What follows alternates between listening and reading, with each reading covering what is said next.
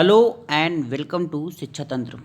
आज हम 4 जनवरी 2024 के करंट अफेयर चालू करते हैं और ये करंट अफेयर भारत के सभी परीक्षाओं के लिए बहुत महत्वपूर्ण है।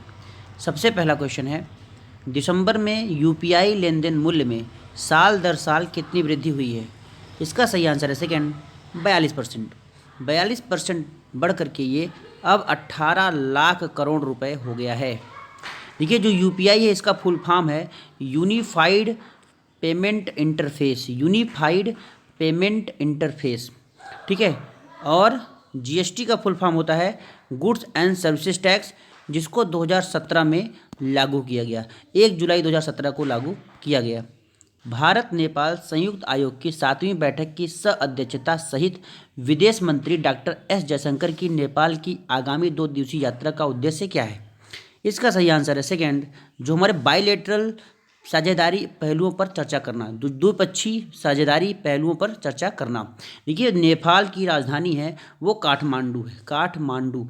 और काठमांडू में जो सार्क है, south Asian association of regional cooperation का जो मुख्यालय है, मतलब हेडक्वार्टर, वो नेपाल के काठमांडू में है।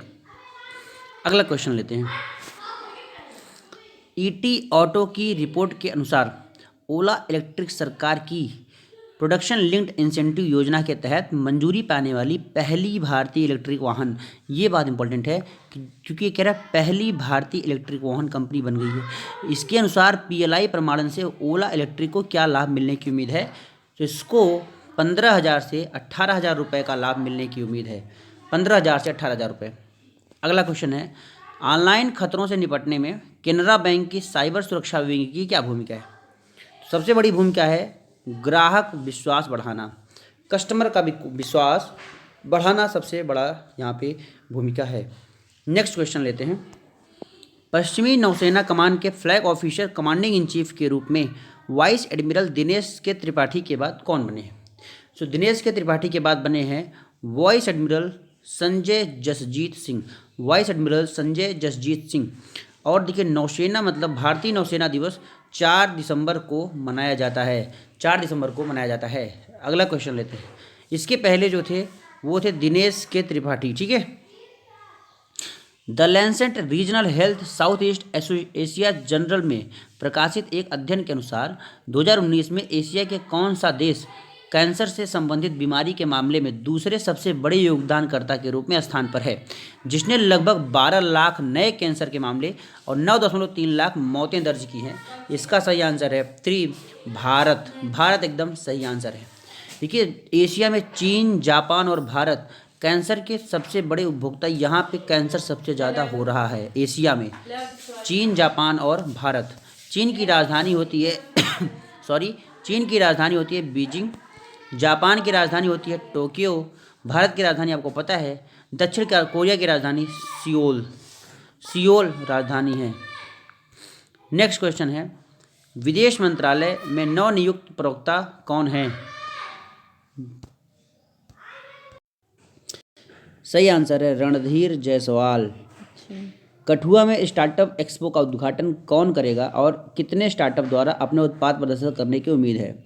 सो हमारे देश के उपराष्ट्रपति जगदीप धनखड़ इसका उद्घाटन करेंगे और इसमें 25 उत्पाद प्रदर्शित करने की उम्मीद यहाँ पे है।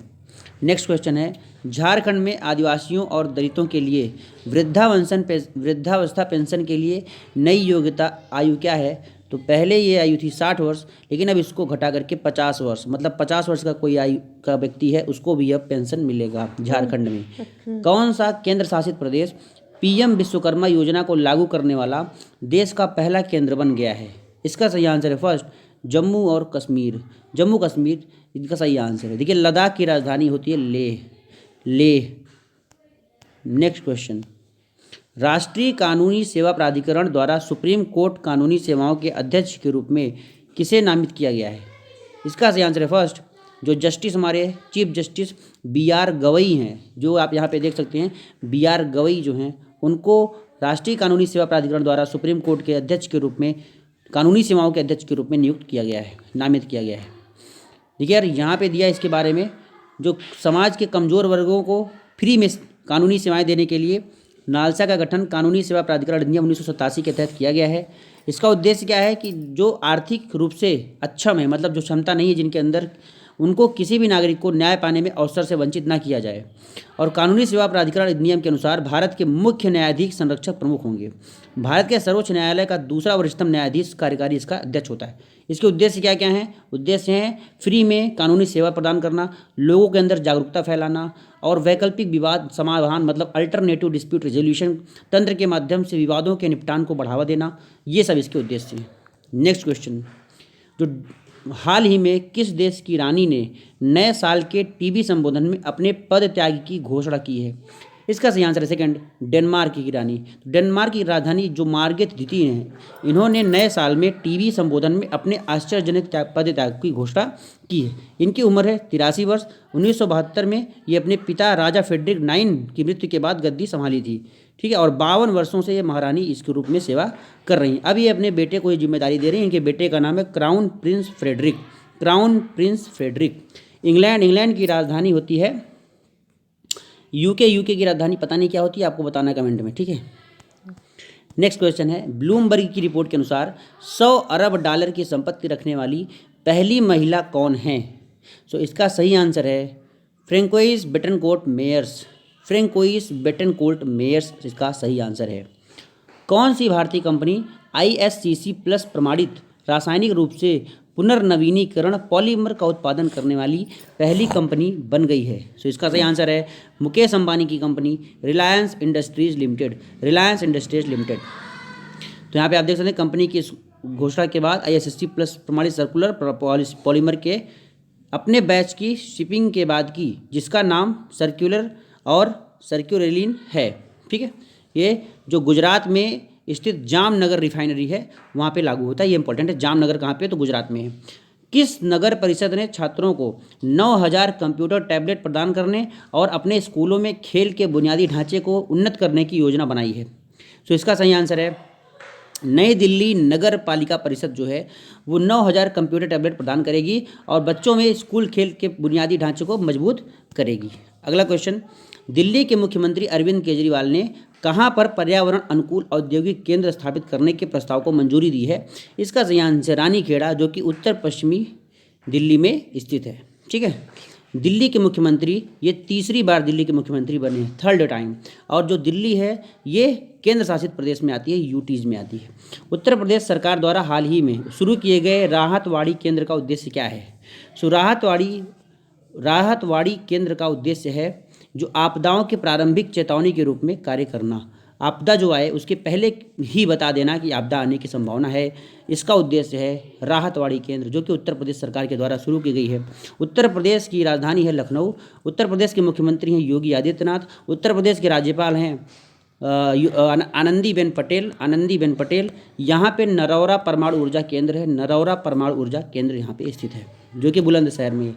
भारतीय नवीकरणीय ऊर्जा विकास एजेंसी के अध्यक्ष और प्रबंध निदेशक कौन है? तो इसका सही आंसर है प्रदीप कुमार दास। प्रदीप कुमार दास को IREDA के अध्यक्ष के रूप में नियुक्त किया गया है। चीन के मेंगजियांग गहरे समुद्र में खनन जहाज का प्राथमिक उद्देश्य क्या है? तो इसका आंसर है गहरे समुद्र में खनन को और संसाधन के अन्वेषण माने खोज को, रिसर्च को यहाँ पे मजबूत बनाना और करना इसका उद्देश्य है। निम्नलिखित में से किस वर्ष में बेटी बचाओ बेटी पढ़ाओ योजना की शुरुआत की गई थी? तो बेटी बचाओ बेटी पढ़ाओ की योजना की शुरुआत 2015 में 22 जनवरी 2015 को प्रधानमंत्री नरेंद्र मोदी द्वारा पानीपत हरियाणा से शुरू की गई थी। इसका उद्देश्य था महिला सशक्तिकरण का समर्थन करना और देश में गिरते बाल लिंग अनुपात की समस्या को दूर करना था। इसके लाभ ये हैं कि बाल से लिंग अनुपात को कम करना, युवा बालिकाओं के अधिकारों की रक्षा करना और बालिकाएँ शिक्षा प्राप्त कर सकें और उसमें भाग ले सकें, इसको यहाँ पे जो है प्राप्त कराना, ये मेन इसका लक्ष्य था। डेट है 22 जनवरी 2015 को ये चालू किया गया था।